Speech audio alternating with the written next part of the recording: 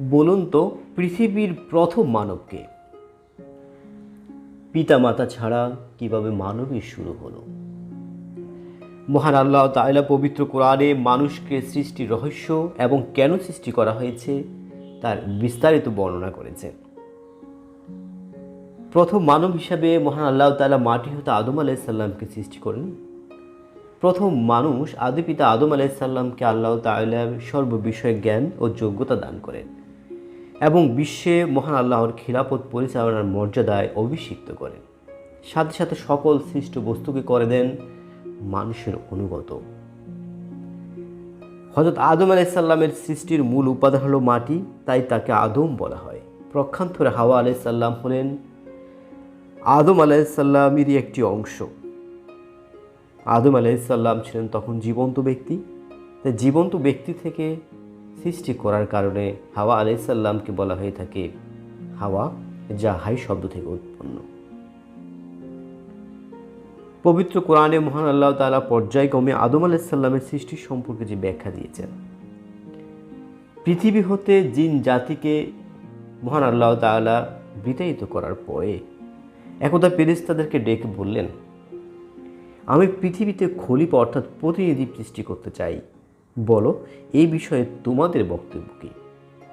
ফেরেশতারা তখন তাদের পূর্বের যে অভিজ্ঞতা ছিল, জিন জাতি এই পৃথিবীতে অনাচার অনিষ্ট তৈরি করেছে, তার আলোকে তারা বলল, হে আল্লাহ, আপনি কি পৃথিবীতে এমন কাউকে আবাদ করতে চান যারা গিয়ে সেখানে ফাসাদ সৃষ্টি করবে ও রক্তপাত ঘটাবে? অথচ আমরা সর্বদা আপনার হুকুম পালনে এবং আপনার গুণগান ও পবিত্রতা বর্ণনায় রত আছি। এখানে ফেরেশতাদের উক্ত বক্তব্য আপত্তির জন্য ছিল না, বরং জানার জন্য ছিল। মহান আল্লাহ তাআলা বলেন, তোমরা যা জানো না সে বিষয়ে আমি অধিক জ্ঞাত। অর্থাৎ আল্লাহ তাআলা চান এই পৃথিবীতে এমন একটা সৃষ্টির আবাদ করতে যারা হবে জ্ঞান ও ইচ্ছে শক্তি সম্পন্ন এবং নিজস্ব বিচার বুদ্ধি ও চিন্তা গবেষণা সহকারে স্বেচ্ছায় সজ্ঞানে আল্লাহর বিধানসমূহের আনুগত্য করবে ও তার ইবাদত করবে। ফেরেশতাদের মতো কেবল হুকুম তামিলকারী জাতি নয়। এরপর মহান আল্লাহ তাআলার আদেশে মাটি দিয়ে হযরত আদম আলাইহিস সালামকে সৃষ্টি করা হলো এবং তার মধ্যে রূহ প্রদান করা হলো। অতঃপর সকল ফেরেশতাদের প্রতি হযরত আদম আলাইহিস সালামকে সিজদা করার জন্য আল্লাহ তাআলার আদেশ হলো। আর এই সিজদা ছিল আদমের প্রতি সম্মান প্রদর্শনার্থে ইবাদতের সিজদা নয়। পবিত্র কোরআনে মহান আল্লাহ তাআলা বলেন, আর আমি যখন আদমকে সিজদা করতে ফেরেশতাদেরকে বললাম, তখন ইবলিস ব্যতীত সকলেই সিজদা করলো। সে সিজদা করতে অস্বীকৃতি জানালো এবং অহংকার করলো ও কাফেরদের দলভুক্ত হলো। ইবলিস অহংকারবশত আল্লাহর আদেশ অমান্য করেছে। সে আগুনের তৈরি হওয়াতে নিজেকে মাটির আদমের থেকে শ্রেষ্ঠ তো বলে মেনে নিয়েছে, এজন্য সে পথভ্রষ্ট হয়েছে। আল্লাহর পক্ষ হতে আদেশ হলো, হে ইবলিস, তুই এখান হতে বেরিয়ে যা, কারণ তুই অভিশপ্ত হয়েছিস। তোর উপর কিয়ামত পর্যন্ত আমার লানত। অভিশপ্ত ইবলিস নিরাশ ও লজ্জিত হলো। সে আল্লাহর নিকট আবেদন করলো, হে রব, আমাকে অবকাশ দিন পুনরুত্থান দিবস পর্যন্ত।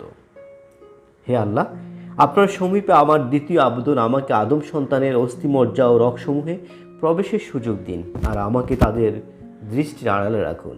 ইবলিসের এই আবেদনের উত্তরে আল্লাহ পাক ইরশাদ করলেন, তোমাকে অবকাশ দেওয়া হলো পুনরুত্থান দিবস পর্যন্ত। আল্লাহ পাকের এই ঘোষণায় ইবলিসের লক্ষ্য সফল হলো। এরপর হতে ইবলিস হলো মানুষের প্রকাশ্য শত্রু।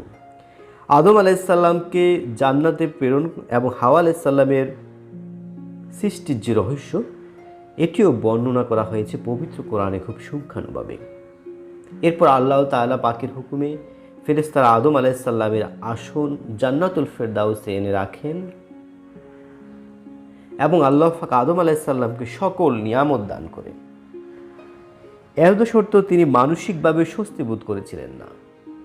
আদম আলাইহিস সালামের অবস্থা আল্লাহ পাকের অজানা ছিল না, তাই তিনি আদম আলাইহিস সালামের জোড়া সৃষ্টির ইচ্ছা করলেন, কেননা আল্লাহ ব্যতীত আর কেউই জোড়ার প্রয়োজন মুক্ত নয়। হযরত আদম আলাইহিস সালাম যখন অস্থির চঞ্চল হলেন, তখন আল্লাহ তার উপর নিদ্রা চাপিয়ে দেন। এই অবস্থা আল্লাহ পাক জিবরাইল আলাইহিস সালামের দ্বারা আদম আলাইহিস সালামের বাম পাজরে একটি হাড় বের করে আনেন, কিন্তু এতে আদম আলাইহিস সালামের কোনো ব্যথা বেদনা বা কষ্ট অনুভূত হয়নি।